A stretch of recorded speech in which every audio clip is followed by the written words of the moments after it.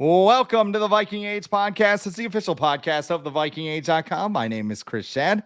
I write for FanSided and Zone Coverage. My co-host, Adam Patrick, managing editor of the Viking Age. We do this right here on the Viking Age YouTube channel. We're also in podcast form on Apple and Spotify the very next day. But however you consume us, make sure you like, comment, share, and subscribe so you never miss a new episode, and we can continue to grow the community, spread the word to the masses, all that cool stuff.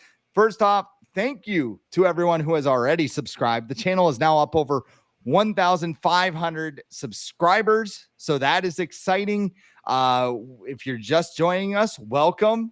Hit the subscribe button, keep growing this community, and we're going to have a fun season here on the Viking Age. So on today's show, we got injury updates on Christian Darrisaw and Justin Jefferson. Josh Metellus' ankle is healed after getting a big old contract extension, so we'll talk about that modern miracle. Brian Flores may want to get freaky with Christian Wilkins, as you mentioned earlier, and Jaron Allen goes into the Hall of Fame this weekend, so we'll talk about our favorite moments from his career. But first, the defense is dominating training camp. So, oh my God, what does it mean for JJ McCarthy? The Vikings so far in camp, they've been all about the D, which is defense. Come on, Christian Wilkins, get your mind out of the gutter. The pads came on this week, and the Vikings defense decided to put a beating to the offense. In Wednesday's practice alone, Kevin Seifert of ESPN said the first team defense absolutely destroyed the first team offense at a first team drill. Dwight McGlothern ran a loose ball all the way to Justin Jefferson, who was watching the practice on the sidelines, and also had a pick six against Max Rosemer, not JJ McCarthy. And Byron Murphy also had a pass breakup on a blitz and a tackle for a loss on Jordan Mason. And then JJ McCarthy was sacked twice. McCarthy, for his role in all of this, and this was before practice, he talked to the reporters. He said, what I've learned from that is in those situations, they're so impeccable to get early on, especially in this camp-like setting, because there's no consequences to it. There's so much learning involved, and with those front seven guys and that rush, it's tremendous to feel that early on and be able to make quicker decisions to get to my running back, maybe find an escape lane here and there when they're playing man on the back end. But yeah, it was just another great example for me to see and experience. Now, McCarthy had some difficulties in the red zone on Tuesday. We all know Colin Cowherd's going to light up a cigarette when he sees these tweets. But should we be worried about JJ McCarthy after these practices? Well, let me just ask you this question. Is JJ McCarthy going to face a better defense this season than the one he faces in training camp? Very few. Because it sounds like this Vikings defense has a chance to be the best defense in the league, the way they're playing right now, if they can stay healthy. With JJ McCarthy, I mean, he had a good start to camp, but I think like struggles are inevitable at the same time. Like the struggles are nothing that anyone's freaking out about. It sounds like it's a lot of the defense just playing out of their minds, the offensive line, getting together, like barely knowing each other. Like Will Fry started practicing the other day. Christian Darrisaw just went on the practice field on Wednesday in team drills for the first time. So like they're still trying to figure out how to work together. And then, Kevin O'Connell's not going to put his like best plays out there in training camp in front of the stands of fans that, continue to record every single play, even though there's a message on the video board, like help us, not our opponents. At the same time, who cares? Because the Packers and Bears could send like a scout and sit him in the stands anyway. So who cares? Just some dude in a Jerry Ball jersey, like, oh no, I love it. 1998, man, it was our year. But no, I'm not worried about JJ McCarthy at all. I think this defense, it says more about the defense and how relentless they already are in training camp and how dangerous they can be now that they have Jonathan Allen and Javon Hargrave in the middle, and Harrison Phillips is just like kind of like, I don't know if he's rotating in or starting or whatever, but like they can have a rotation like that. And then Dallas Turner is a lot better than he was last year, and he becomes, a weapon. Sounds like Jeff Okudah is playing really well, like maybe even close to his potential that he had when he was a number 3 overall pick. Obviously Metellus is back there, Harrison Smith. So like, if this defense can stay healthy, there's no reason why they shouldn't be, at the very least top 5 in the league. Like, I guess what do you want to measure it by? I guess DVOA would probably be like the best overall. But number 1 defense, I wouldn't put it past this defense this year. So I think when JJ McCarthy gets into the preseason or the regular season, he's gonna be like, "Oh, that's it. They're just gonna play like zone coverage the whole time. No one's gonna blitz me or anything. Okay, this is easy. I can just sit back here and just throw to Jefferson and Addison. I'm good." So the defense is really good, and the offense could be good, but the defense is just too good right now to let any of that happen. So. Yeah, thankfully he's not with the Bears or the Packers right now, because they would just scream at him like, "What are you doing? Why are you doing it?" I will beat this drum again, but a whole lot of screaming going on at Bears camp. If you haven't seen that, Luther Burden finally hit the field after a hamstring injury, and Ben Johnson screamed at him for not running the right route. That works great for like a year or so, but after 2 years, it already happened with Cole Kmet, who's coincidentally on the second string now. It's very, I think someone brought up like Josh McDaniels-esque, where like you go in and you try and like establish yourself as like this dictator and then no nonsense kind of guy, and then you don't win, and then nobody cares and nobody respects you or anything. Where like some of the best coaches are like Andy Reid, Pete Carroll, who are like, they're cutthroat in their own way, but like they're also gonna, not scream in your face. They're just gonna tell you like, "Hey, you need to be better. Hey, you're not good. Okay, there we go. I don't need to scream at you." Dan Campbell coaches guys, but I don't think I've ever seen him like get in somebody's face and like MF them. Kevin O'Connell, I think you think Kevin O'Connell's not coaching JJ McCarthy hard? Oh, like, yeah. I mean, Kevin O'Connell is he's the perfect Minnesota coach, because he is probably the most passive aggressive coach in the NFL, where like after that Rams game, you could tell he was so pissed off. But he was just like, got to be better. Wish, Sam Darnold had a great season, blah, blah, blah, blah. But, sucks that it ends this way. But you knew he was just like fuming on the inside, and he had a lot of stuff to say that he probably told his wife afterwards. Then you have Matt LaFleur over in Green Bay, who's just like, "God, practice would be going great right now if Tucker Kraft could hang on to the ball." Tight ends causing problems everywhere. Yeah, and Tucker Kraft's like, "Well, I can't throw a stiff arm or anything during practice, so he wouldn't have gotten to the ball in a real game." But yeah, sure, throw me under the bus. I don't. They need Kirby Joseph out there for him to hurdle over. Oh no, they got Nate Hobbs. Nate Hobbs is their version of Kirby Joseph, because Matt LaFleur was like, I was just going to be like, "Hey, could you tone it down a bit?" Was probably like, "Hey man, you got to tone it down. Why are you going after our players in practice?" And Nate Hobbs like, "Nah, dog, I'm a dog." Yeah. I mean, belt to ass. And Packer fans like, "Yeah, I love this intensity." Marshawn Lloyd does not love that intensity. I think I pulled a muscle doing the Braun Breaker head shake, by the way. It's not meant for older people. Well, I don't know. How old is Braun? Is he under 30? It's like in his 20s. He's in his 20s. Okay. he's like fresh off the football field from Kennesaw State. So Ravens. Yeah, I'm gonna take some Tylenol later. Anyway, that's just a long-winded, that's my weekly shot at the Packers and Bears, because they're dumpster fires right now. But I'm being a little cautious with JJ McCarthy, because I mean, when you think about it, these are the first full speed practices JJ McCarthy has had in nearly a year. Yeah. And it's not an excuse or anything. It's just, you put the pads on and everything's kind of going, and you don't know that speed until you're out there. So it's kind of like getting your toes wet. There's no Justin Jefferson out there. The offensive line, Darisaw and Fries are kind of mixing in there. We mentioned that a little bit. And I think from a mental approach, based off his comments, he's taking the right approach, because we've seen like Kirk Cousins in this situation, and like he's wanted to like cry and throw footballs on the highway and all this stuff. And McCarthy is like, "All right, I'm learning, like this is what it takes. And I want to come back tomorrow and I want to be better and stack these things." And if he has a couple of good practices to close the week, these practices at the beginning of the week aren't going to mean anything. We'll completely forget about them. And by the way, here's a number to remember.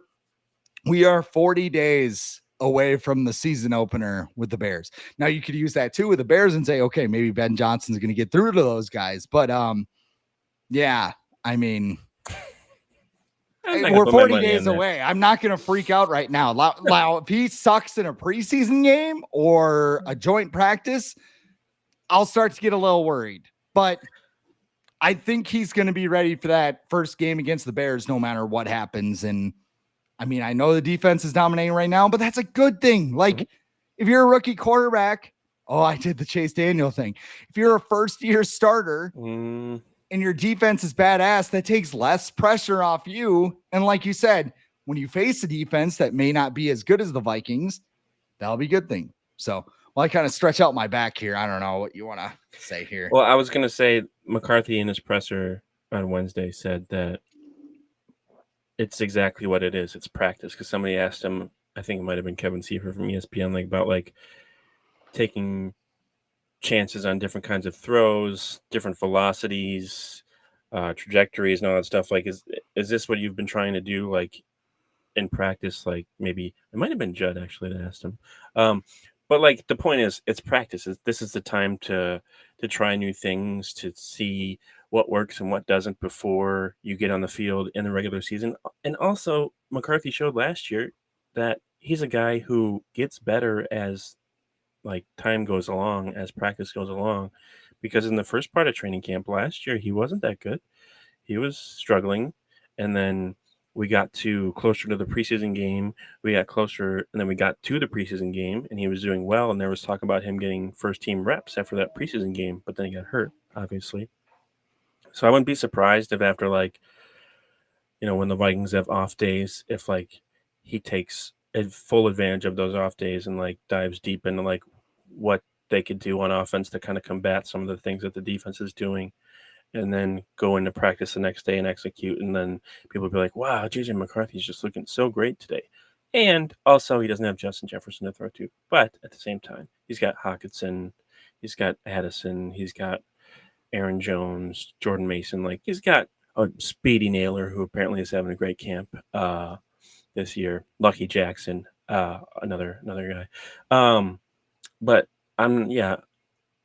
I would say it's okay to be a little concerned, but I'm not even at that level right now. Like, if he continues to struggle all summer or whatever, then maybe I'll start to worry. But at the same time, this defense is just really good. It's like, not that McCarthy's Trent Dilfer, but like how much success did Trent Dilfer have in training camp against the 2000 Ravens defense, or like, was Brad Johnson lighting up the 2001 Bucks defense or whatever back then?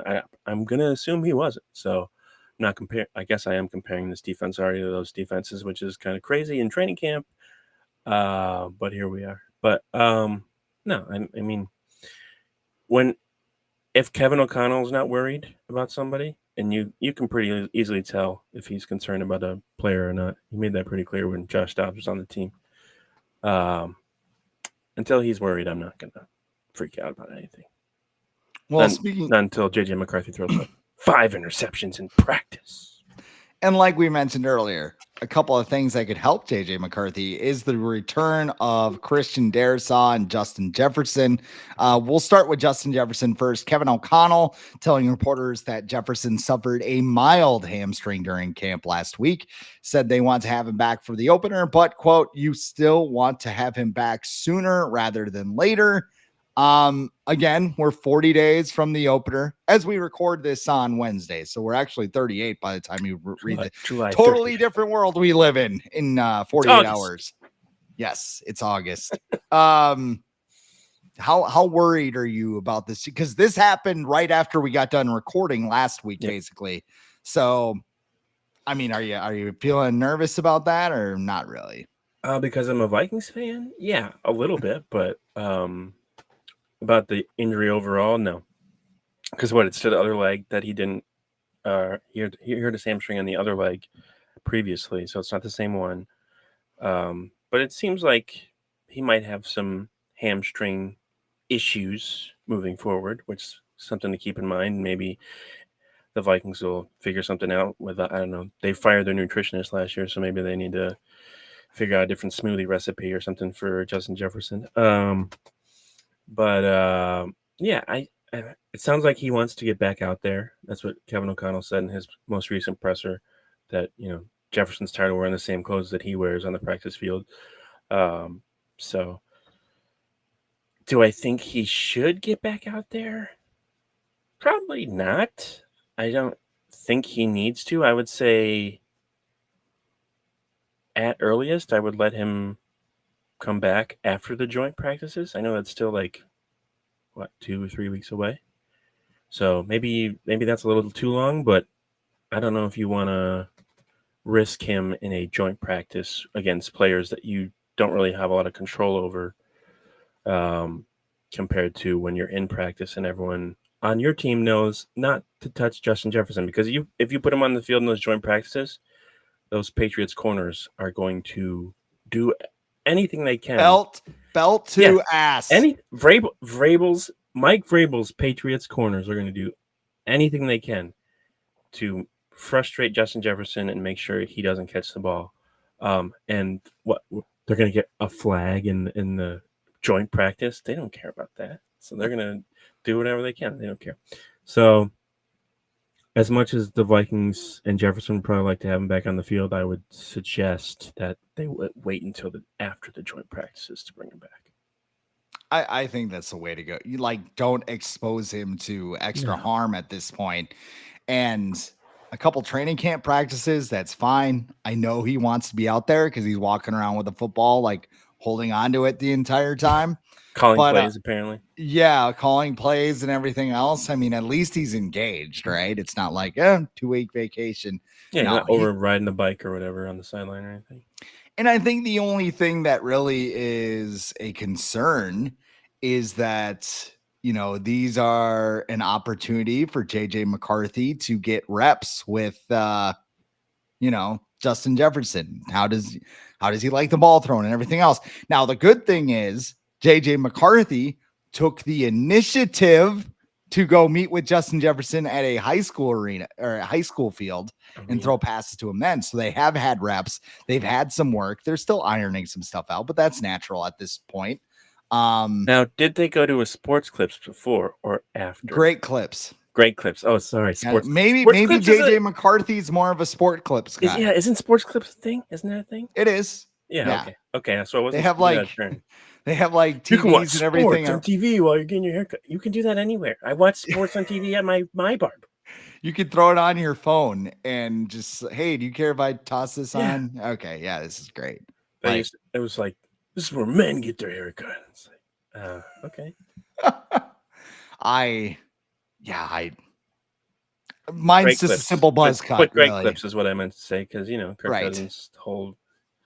I'm at the. You'd even have a Roy Rogers at great clips when you. I meant to text you last night because I got to a part in an episode where I think he was hanging out with his friends after a game that they lost or something, and they had pizza, and then time for a Roy Rogers. I was like, oh god. and it was the whole, and he was making up excuse my elbow hurt, I got hit in the shoulder, and then my ankle's hurting, and I'm like, the offense, shut up. The offense isn't good, and then everything. Well, it was good before a month ago. What happened? The check didn't clear. I don't know. Yeah. I'm very happy. I know some people want Kirk Cousins back as a backup because he would be super cheap and he knows offense, blah, blah, blah, blah, blah. I don't want him anywhere near this team. I don't want him anywhere near. We talk about JJ McCarthy and he has this positive, optimistic aura, as the kids say. Kirk Cousins is the exact opposite. Kirk Cousins is the embodiment of a Vikings fan. Yeah. They always worry about what could go wrong, right? My God, the kicker's going to miss, and the quarterback's going to bust, or we're going to become the Browns or the Lions or whatever. There was the game they won. I think it was against the Bucks, maybe, or with the Cowboys, where they couldn't convert on third down or fourth down, and then Young Hoku came in and won the game with a kick. But Kirk Cousins was pissed the entire time after the game, and I'm like, dude, this is the NFL. This is how you win games. Who cares if you made a bad pass? It's like you won. Or I don't know if you got to this part, but there's like a game, I think it's against the Chargers, and like they're sitting him down and they're like, all right, you've thrown 3 interceptions, but it doesn't matter right now. Okay. Like you still got to play the game. And he's just like, oh, I threw 3 picks. And Mike then Zimmer is going to come out of the crowd and yell at me. And then on the flip side, you got Jared Goff throwing 5 picks in a game and leading them to the game-winning touchdown because he doesn't care. He's just like, fuck. Yeah, and he's like, all right, 5 touchdowns. I definitely like Jared Goff after this series. It was a good decision by him to go on this show. He's awesome. Like I say, I like Jared Goff a lot more after watching. Now, do I want to beat him? Hell yeah. But it seems like a legit dude. And Joe Burrow's just a weird dude. But so he wore a shirt that it said Taco Cat spelled backwards as Taco Cat. Yeah. And somebody online was like, you can tell when Joe Burrow just dresses himself compared to when his stylist does it, because it's like he looks like Paige Beckers. Yeah, like a 13-year-old kid or something. Just stylist is like, we gotta do something about that, honey. We yeah. He's an interesting dude, interesting cat. To stick with the theme. I do. Christian Darrisaw, also an interesting cat. Nothing new when it comes to his injury. Kevin O'Connell hasn't said anything, but actions speak louder than words. And Christian Darrisaw took first team reps on Wednesday. How cautious you want to be with Christian Darrisaw? Because I think he's playing week 1. Yeah. It's kind of obvious at this point, isn't it? Yeah. He's playing. I think I said in the last episode, like with offensive line and an ACL issue, it's obviously going to be a lot different than if a receiver, a running back, or a tight end is coming back from an ACL. Because with offensive line, you're only doing a certain few amount of movements. You're not really cutting. You're not like breaking off any routes or anything like that. So him coming back this early, is it even? Because Diggs is back too. Because Diggs got injured around the same time. I feel like maybe a week before. He got injured at the end of October. Right. So if you want to say it was November, then that was what? So 8 months ago by now? Yeah. Maybe 9? Modern you have another month to heal up. Which, Adrian Peterson was 8 months as well, 7 months in 2012. And this is 13 years later. Yeah, AP, and he started that year slow, actually. Yeah. Yep. And then, like, the last 8 games, it was like, holy shit, he's back.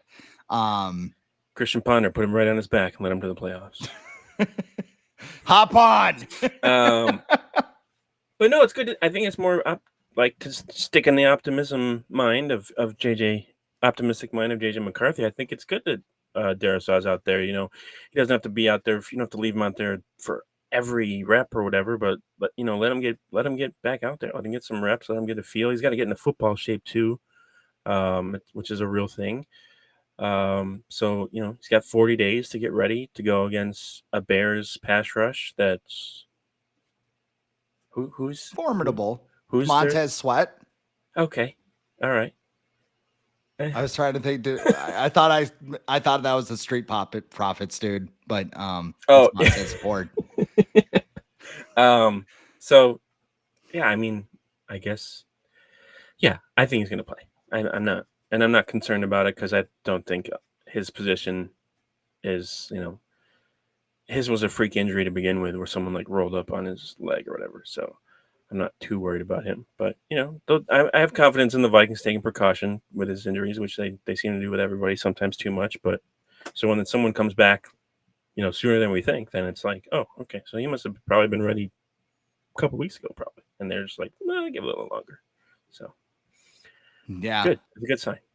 Yeah, and I mean too, when we talk about the offensive line and how much they've struggled in practice, it could be just because you have a completely new group playing together who has barely played together. Will Fry's also back at practice from that fractured leg he suffered last year, so that's a good thing.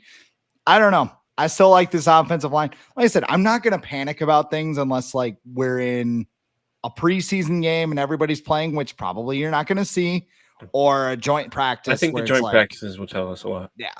I think they'll tell us So a lot. what, you have Patriots and who else? Are they doing 2 or are they doing 1? That's a great question. I think they're Let's only see doing 1. here. Of course, I just put joint practices in instead of Minnesota Vikings joint practices. Vikings are hosting a joint practice with the New England Patriots, so it looks like just one. Did they have 2 last year? They had like the Browns. Yeah, I know they had one against the Browns, and I think they had one. Raiders? Did they do the Raiders? No, they didn't do the Raiders. I don't think Eagles? so. They didn't do the Eagles. So maybe they just have one. Maybe Why do we think they had 2? one. I don't know. They had 2 1 year. They but did. I don't remember when then that they was. got hurt. People got hurt, and they're like, no more. Mm-hmm. I remember, this is a bit foreshadowing, but I remember they used to have Kansas City Chiefs training camp in River Falls where I went to school, and the Vikings would come up there for joint practice. There would always be a fight. So like the year Jared Allen got traded, they just like kept him out. They're like, we're not even gonna put you out there, man. Like, there used to be a lot of like Hard Knocks was like all fights. Used to be. It's like all Hard Knocks was just fights. And now it's just like, here's this UDFA trying to make the roster. It's like, oh, I've seen this before. He's going to a baking class today. Let's follow him. We want fights. Somebody. Yeah. We want to watch. What's his face? Who's on the Ravens now? Used to be the Texans receiver. Oh, DeAndre. I don't want to watch him eating ramen. Okay, I don't need to have a conversation with DeAndre Hopkins in a ramen restaurant. Okay. Yeah, I would argue quarterback is way more interesting than Hard Knocks. But also, too, there are people who like hide from the camera, and it's like, well, Hard Knocks will be interesting for me this year because they're playing at my school I went to college to, so I'll be wanting to check that out. See if they which team is it again? The Bills. Which will be interesting anyways, because they got some James Cook stuff going on, Josh Allen, so a lot of interesting people. Yeah. Let's talk about people who got paid. James Cook trying to get paid. Josh Metellus got paid. Josh Metellus agreeing to a 3-year, $36 million contract. It's worth up to $42 million with the incentives. Hey, Josh, tell us with Metellus, tell us how your ankle is feeling after getting $42 million. It's fine now. Weird. Mm-hmm. But was it the right call to pay Josh Metellus? What they paid him, I think, was fine because they didn't go overboard and try and make him the highest paid safety in the NFL or highest paid inside linebacker. Because, to his credit, he plays a lot of different positions. I think came out the other day that he claims to be the most versatile player in the league. And I think he can make that case right now until Travis Hunter decides to take that mantle away from him later this year. So that's to his credit, but at the same time, then it's harder to figure out what to pay him because the Vikings can be like, well, you don't play safety the whole time. You don't play nickel corner the whole time. You don't play linebacker the whole time. So what are we going to pay you? But no, I think he's got a respectable salary now. He wants to stay in Minnesota. He's a great locker room leader, team captain. Like you want him on the team. He didn't want to be off the field. He didn't want to do a hold-in, whether his ankle injury was legit or not. I think it was a good thing because I think the Vikings wanted to keep Cam Bynum because they had a bunch of negotiations with him like last year and even the year before. But he wanted to make a lot of money, and the Vikings did not think he was worth that because he didn't make a Pro Bowl. Wasn't all pro. So like, we're not going to give you top safety money if you're not going to be a top safety. So I think what the Vikings did here with Metellus was just good negotiating, didn't go overboard, and I think everybody came out happy in this. Yeah, and I mean, the other thing with Metellus too, I think that he embodies kind of what the Vikings want their like late round draft picks to be, right? Like the Vikings used to have that guy with the Adam Thielen where you could just be like, hey, if you work hard, like look at him. He started as a undrafted free agent and now he's like one of our captains, right? Josh Metellus, same boat, 6th-round pick out of Michigan, 2020. He actually gets cut in his first training camp, hangs around the practice squad. I think he got promoted his second year, but 2022, 2022 gets some starts, works on special teams the entire time. 2023, he's in that Brian Flores Joker role or whatever. I don't think it has a name, but I mean, that's just Swiss Army knife, I think is what it is. Swiss Army knife or whatever.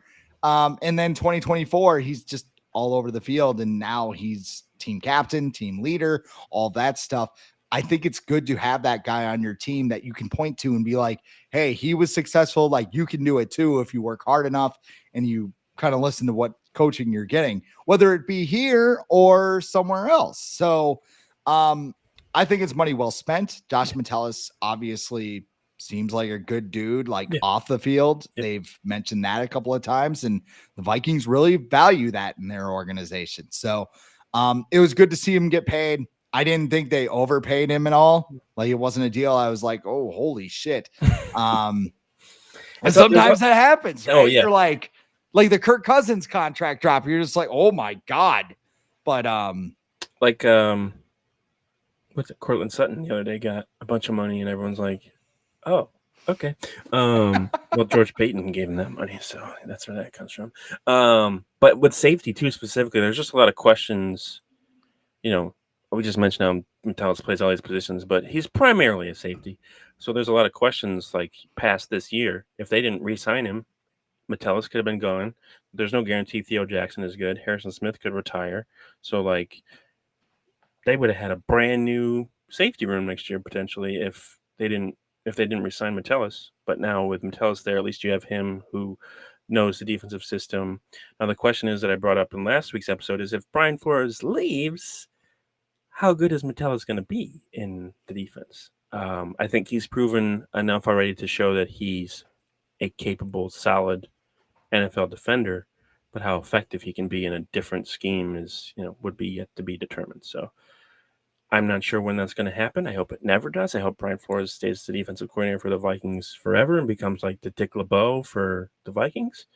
But that's not going to happen. If he keeps having a really good defense, somebody's going to want to hire him, regardless of whether he has a lawsuit against the NFL or not. And I did check to see the contract details are not up. So usually they find some way to structure it where after a year or two, I'm sure there's 30 void years on the end. We're paying him until 2060. Which apparently, did you see that teams are like complaining about that now? About like teams putting so many void years, like the Eagles and Vikings, I think probably Browns too, like putting so many void years on to like kind of just like. I mean, I've over the salary cap pretty much. Like, if you do 2 void years or something, like, I think that's fine. Like, I've seen teams like do like 5 void years at the end of like Jalen Ramsey's contract had 5 void years at the end of it, and I was just like, holy crap! Was it Gilmore or somebody else who signed like a 1-year deal with the Vikings and they had like 4 void years? Like, Jesus Christ. Well, I mean, it's like hockey reference here, LTIR, long-term injured reserve. The Vegas Golden Knights use that loophole every year because there's no salary cap in the playoffs. So they'll stick Mark Stone usually on IR. They'll make a trade at the deadline, load up, and then magically when the playoffs start, Mark Stone's fine. He's ready to go and on the ice. And not cheating. A lot of Wild fans, Wild fans didn't like that. But when they had 2 guys who probably could have been on LTIR last season, they decided not to they decided to trade for Gustav Nyquist and Justin Brazeau. I have no idea who these people are. It sounds like you just made up both of those names. Bill Guerin pretty much did make them up in his imagination. So there is that. Let's talk about who's next, though, because you always got to worry about who wants to get paid next if you're a football team. Who is the next Viking that should get paid? That should get paid? Justin Jefferson. But who will get paid? I think Brian O'Neill probably will. He's got 2 years left on his deal. He's 30, so he's probably not going to get like a big extension. But we've seen in the past, like the Vikings just gave Van Ginkel a 1-year extension. They've given guys 2-year extensions in the past. But right now, his contract, He's making $18.5 million a year, which is I think around 5th or 6th in terms of right tackles. So it's still pretty high. But I believe most of his guaranteed money is gone. So he's probably going to want some of that either this year or next year. And then you look at a guy like Ivan Pace, who I think he's a restricted free agent next year. So the Vikings can still like bring him back pretty cheap. But if he plays really well, like he's probably going to want a lot more money than that restricted tag or whatever is going to give him. So I think those are two guys to look at, Brian O'Neill and Ivan Pace. And then, when does did Jefferson sign last year? Is that when he signed his extension? Yeah, 2 years ago. Before So last season. So I guess that would be last year. But yeah. what about Hawkinson? Hawkinson was 2 years ago, right? Hawkinson was 2 years ago. Yeah. So he might, if he has a good year, he might want a little pay bump. And he doesn't have any guaranteed money left on his deal after this year. So there you go. So that's Hawkinson's usually somebody to keep an eye on. Yeah, that's usually a guy. I have Brian O'Neill written down. Another guy with no guaranteed money remaining. Probably going to be his last payday. Yeah. In the NFL. And I don't think he wants to go anywhere else. No. So I think the Vikings will probably go to him next. Harrison Phillips? Wait, he just got one, right? He did. And I don't know. I could see them. I don't think they would. I see. Here's the thing. It's a loaded question because I feel like it's more about restructures than it is about to lower their cap extensions. Right. So right now the Vikings are about $60.8 million over the cap next year. That happened quick. And I mean, you do have guys with some flexibility. It's not like, the Kirk Cousins thing, but I mean, it's basically what the Saints have been doing for the past 10 years, just kicking money down the road. And now look at their quarterbacks. Yeah. Now they got Tyler Shuck, a 26-year-old rookie. Jake Haener was getting first team reps today I saw. So good for them. Yeah, they seem like a stable franchise. They're gonna get Arch Manning. So that'd be fun. Pride of New Orleans, Louisiana. Yeah, I mean, you look at guys like Jefferson, Hawkinson, Jonathan Grenard. I think their contracts get restructured. Yeah, I still don't.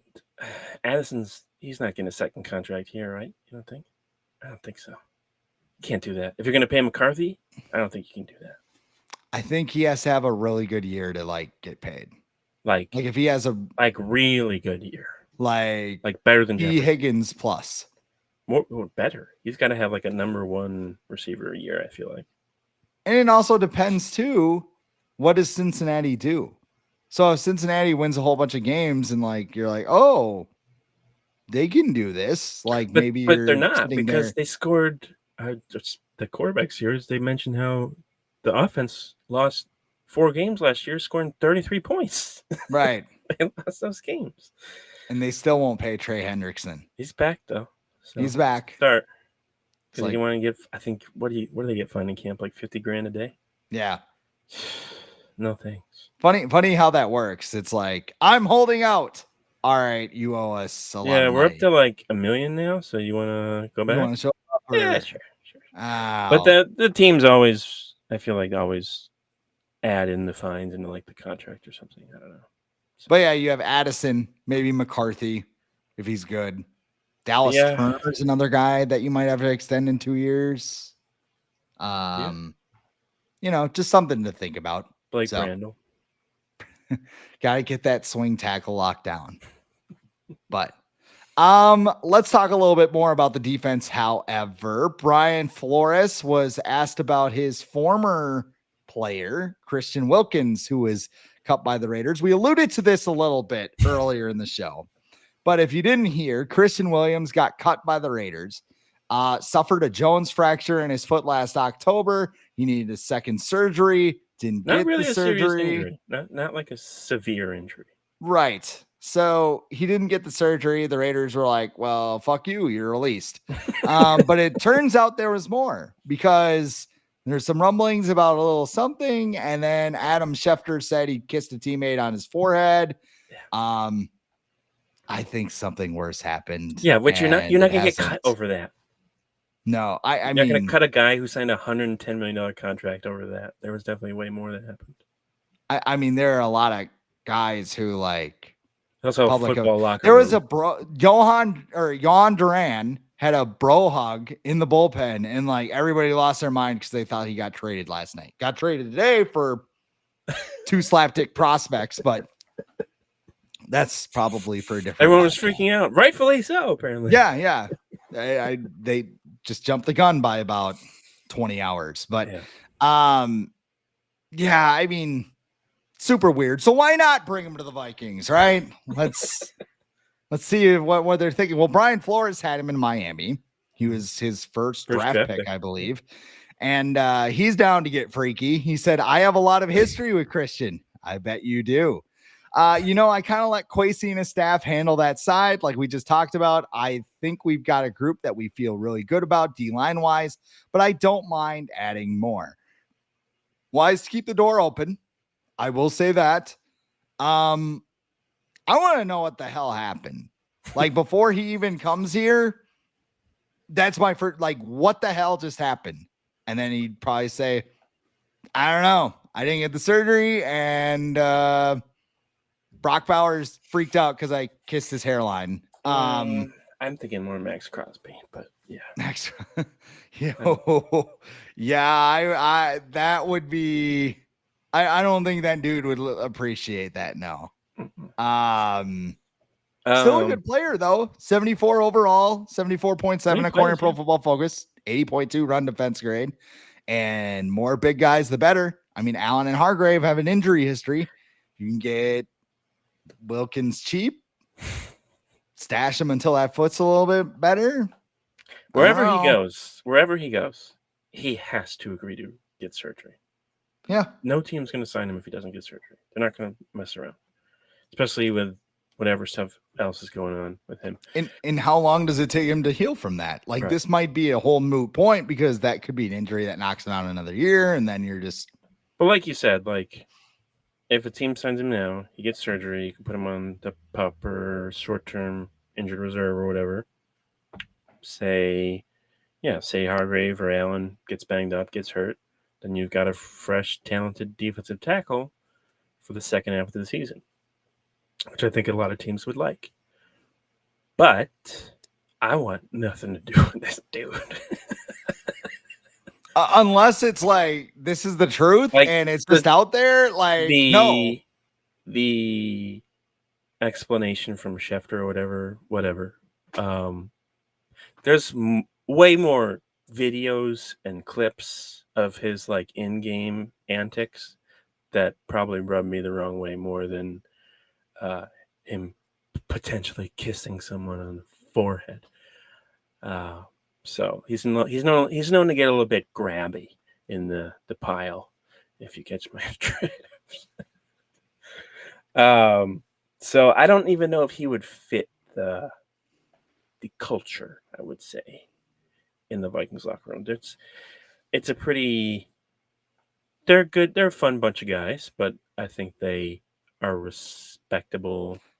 They're more about board games than they are. They're like it's a family-oriented group of people in the locker room. There's some young kids, obviously, but like Justin Jefferson, he goes home and plays video games and like. Hey, there's nothing wrong with that. Okay.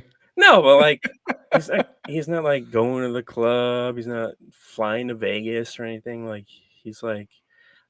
I'm not even sure he wanted to move when he got a lot of money because he just was probably just so comfortable in his townhome or whatever he had. He's just like, all right, I guess we got to move because I have a lot of money now. A shit ton of money. And it's not like Anthony Edwards just flying around the country and in his Lambo, basically wearing "Don't Do It" sweatpants at Alex Rodriguez's. Did you see those? Yeah, I did. Yeah, it was basically like, don't do it, sweatpants. Like, think. He's eight of them already. He's competing with Tyreek Hill. Is that what he's trying to do? Tyreek Hill, Sean Kemp, Antonio Rodgers-Cromartie, Phillip Rivers.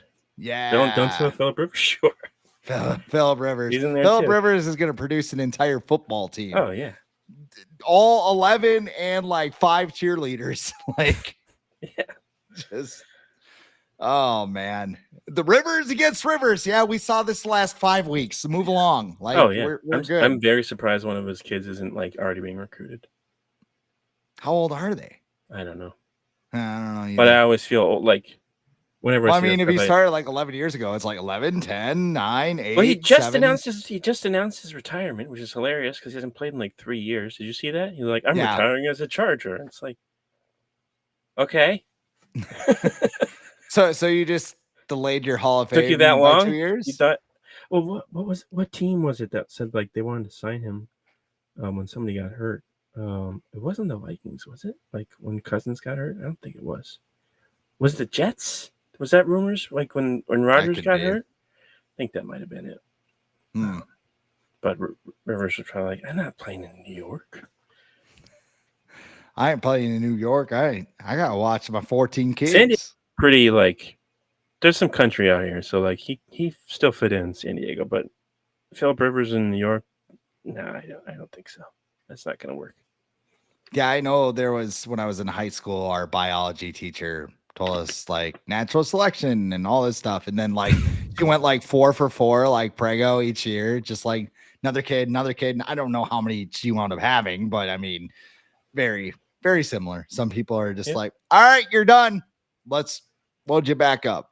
I don't know how to say that. That's a great transition. So point. no. Would you back to Christian Wilkins? You would say no as well, or no? Yeah, I'm not doing it. I just, I mean, unless this is just some weird misunderstanding and a game of telephone, but I mean, it gets back to the whole culture thing. Like. They don't mess around with culture in that building. Maybe in some previous iterations of the Vikings, it would have been like, all right, big, strong defensive lineman. Would have signed him he would sign Mike him Zimmer would have been at his house like after he got big dip a red man in. Like, so you want to play defense? Yes, we'll definitely put you right in there. Of course, you got to take on double teams. We don't want you actually rushing the passer. Go look at Shamar Stephen. He's the real deal. No, I just. I'm not like if they wound up doing it, I'm like, okay, I guess they did their homework. Like, but Flores knows him. It's not worth it. I would trust Flores' opinion. He's pretty good with evaluating talent, and he worked with him for 3 years. Yeah, he probably scouted him for longer because that's who they drafted. But Christian, you're a great player. Just don't kiss anybody on the forehead. Shut the fuck up. Like, sit on your hands.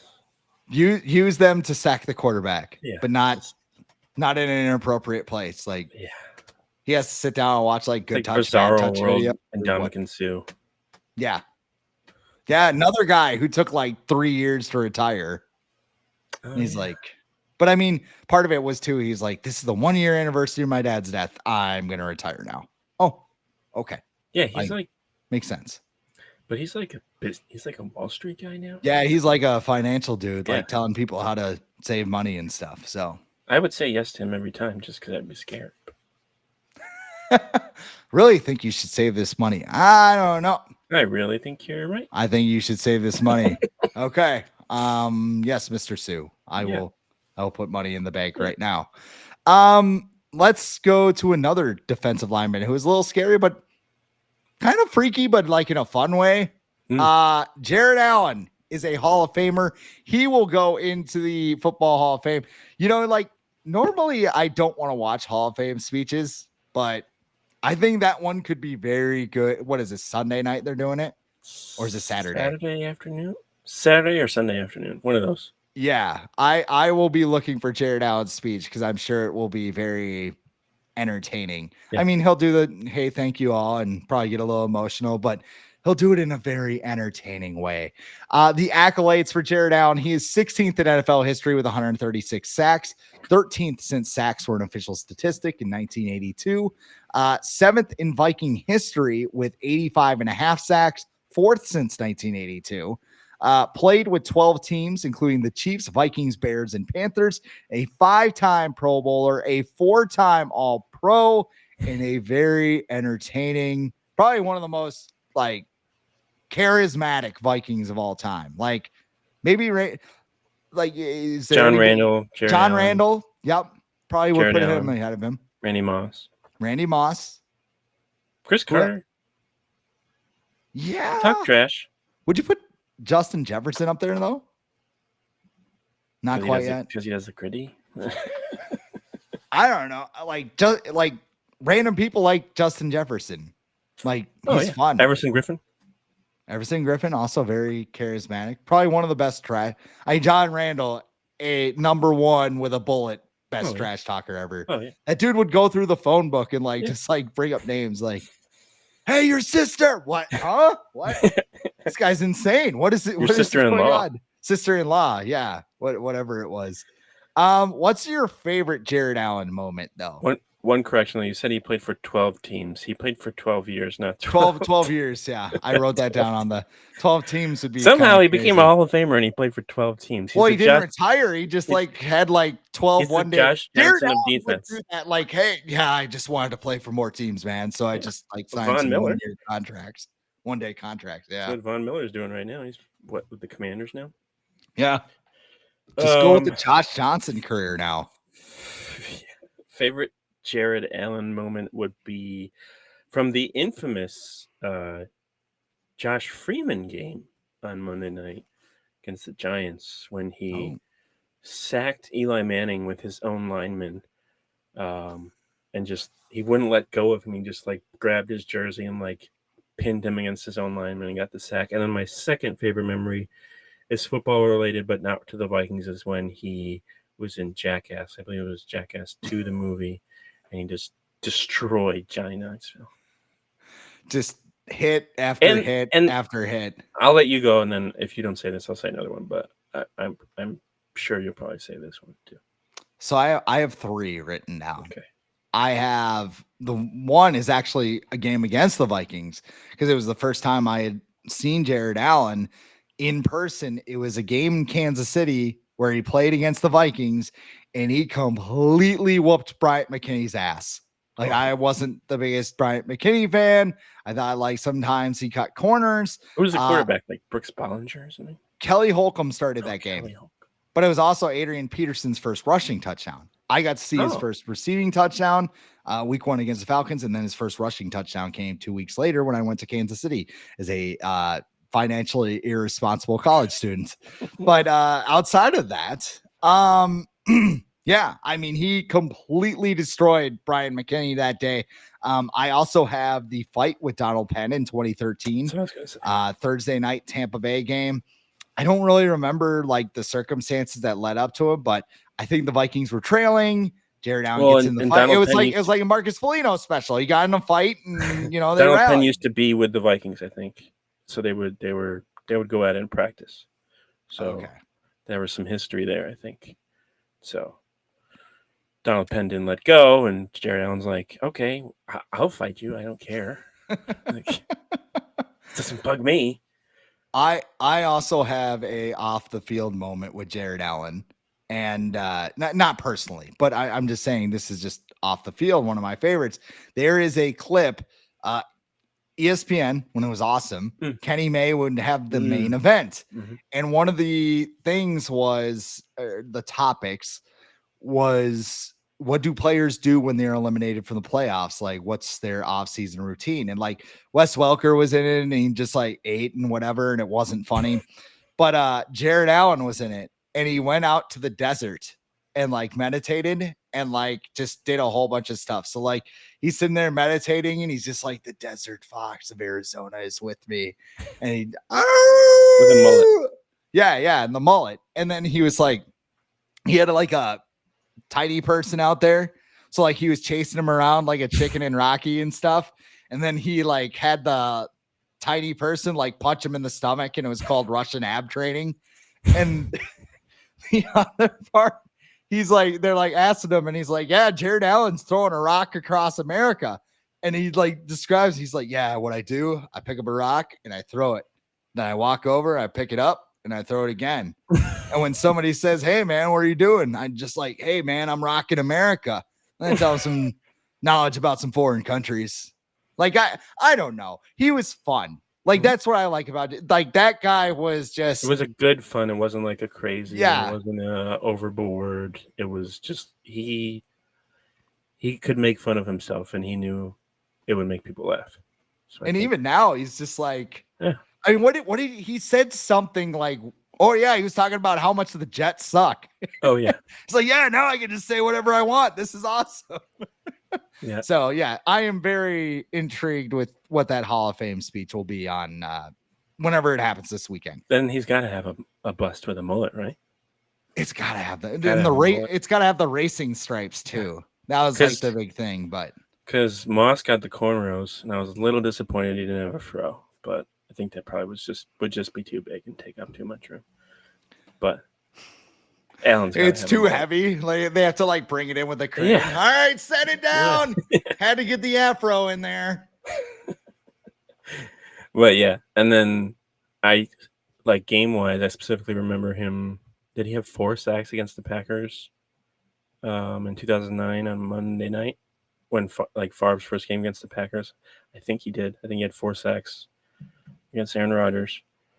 So that was fun.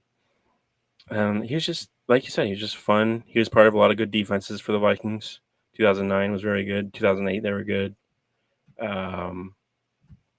2012, they were pretty good too. But yeah, he never did. He play for Mike Zimmer? I think he left when Zimmer got hired, before, because I think 2013 was his last year. I feel like those two would have got along like so well. Like more than like... You think so? Zimmer and Teddy. Oh, yeah. Yeah? Both of them at the Zimmer Ranch? Come on. Oh, yeah. That's a good point. Yeah. It would have been fine. Yeah. BFFs. I don't know. Maybe. I'm sure. Did Jerry Allen get released or he got traded? Did he get traded to the... I think he got... To the Bears, I think his contract ran out. Okay. Did he sign with the Bears first or the Panthers? No, Panthers, right? He was traded to the Panthers. Okay. Let me dial up the wiki here and find this out. Give me 1 second here. We know our Jared Allen Vikings history, but we don't know. That's the only thing that matters, though. Yeah, I mean, maybe those early seasons with the Chiefs. Yep. And so then of course he wore the number 69. Yeah, of course. Which is he's probably the most famous football player to wear that number, right? I would think David Bakhtiari. I just love the way you say that. Chicago Bears just sounded like his contract expired. Yeah. 2014 signed a 4-year deal with the Chicago Bears worth $32 million. I remember the Vikings were trying to get like an Michael Johnson or something that offseason too, and like they extended Everson. That offseason. That turned out to be a decent. I think that was it because they let him walk because Everson was waiting in the wings, and they said, "All right, this is your job." And then same thing happened eventually with Danielle Hunter, where Brian Robinson was still on the team, but they turned Danielle Hunter loose. He was a little better than Brian Robinson, but yeah. Right. Yeah. Yeah. So I don't know. SummerSlam. Is it this weekend? Are you? Yeah. And I'm not really. My God. I know it's one of those things. It's like, oh, it's this weekend, huh? Why did it? Side note for Vikings. Why does WWE suck at promoting their PLEs now? Like, I thought it was coming up. They had like 5 in like a month. Isn't it 2 days too? Yeah, tonight's 2 nights, or this is 2 nights. Saturday and Sunday. I don't know. They put the Minneapolis one out in advance, but what's that? Do they have enough matches? Yeah, I think it's like 5 or 6 a night. I don't know. I couldn't tell you. It's gonna be good. I'm gonna watch.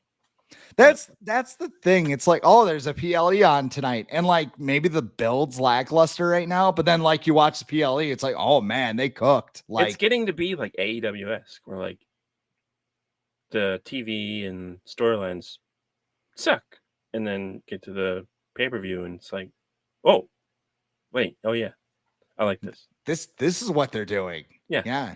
Like you see it. Like I ordered, like I think I've said this before on the show. I ordered All In, And I was kind of like, whatever, like, let's do it. And it wound up being like a 7-hour show. But like at the end, I was like, that was awesome. Like, dude named Hangman won by literally hanging his opponent. It was great. Just and now look at it. Now they've definitely capitalized on all the success that they had of that show. They're doing it in. Yeah. I don't even know how to like. I swear to God, it was like a dinner theater. Like, because I watched it and I was like, okay. I'm like, maybe I'm just a PLE guy. Mercedes Moné has 19 belts now, so. And none of them matter. No. They're like the points and whose line is it anyway? Just fake belts. I don't know. Cody and Cena will be fun.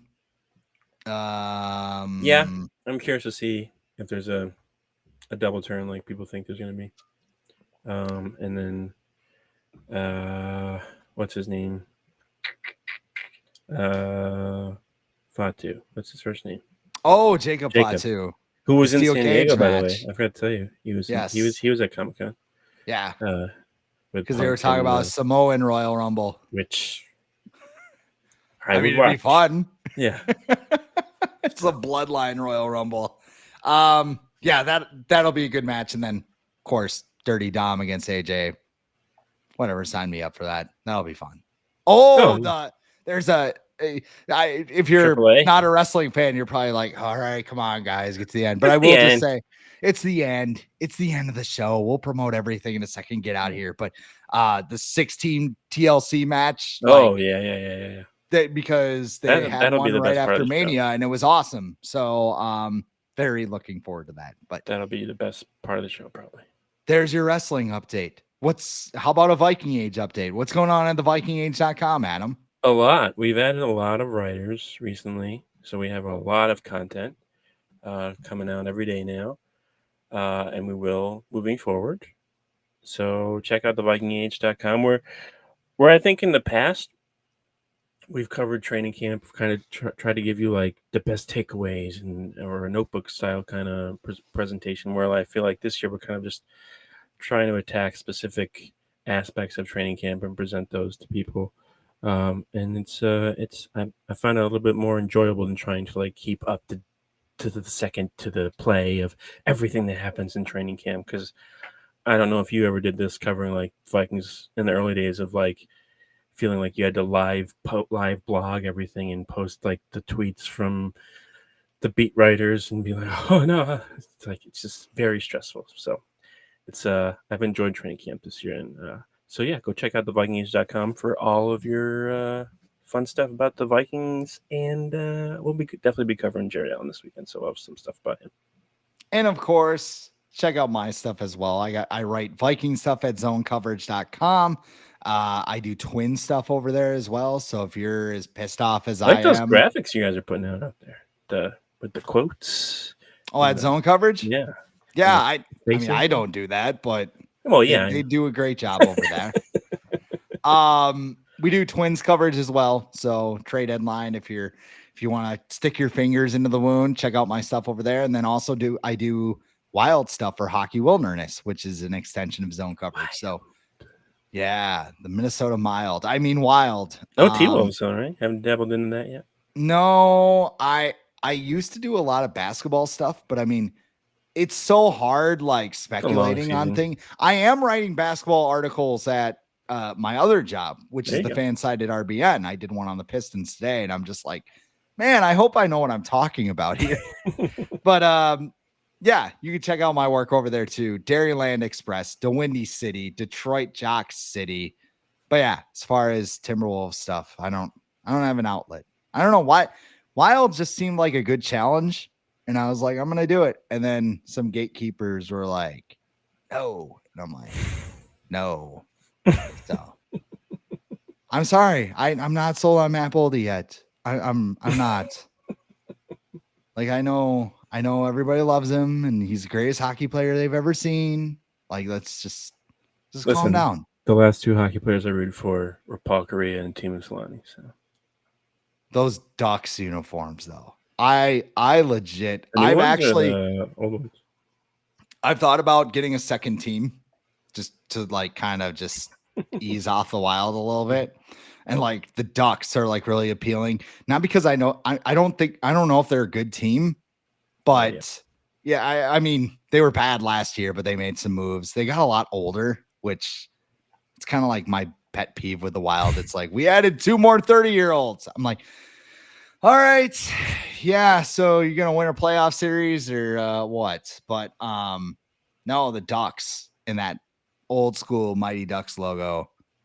I got a hat right and staring in front of me in this studio, also known as my closet. Adam's bedroom closet. But yeah, this is the Viking Age podcast. It's the official podcast of the VikingAge.com. I am Chris Schad at the real Chris Schad, as you see at the bottom of the screen there. He is Adam Patrick at Adam Patrick NFL. We do this every week right here on the Viking Age YouTube channel, and we're in podcast form on Apple and Spotify the very next day. But however you consume us, make sure you like, comment, share, and subscribe so you never miss a new episode and we can spread the word to the masses. For Adam Patrick, I am Chris Schad. This has been the Viking Age podcast.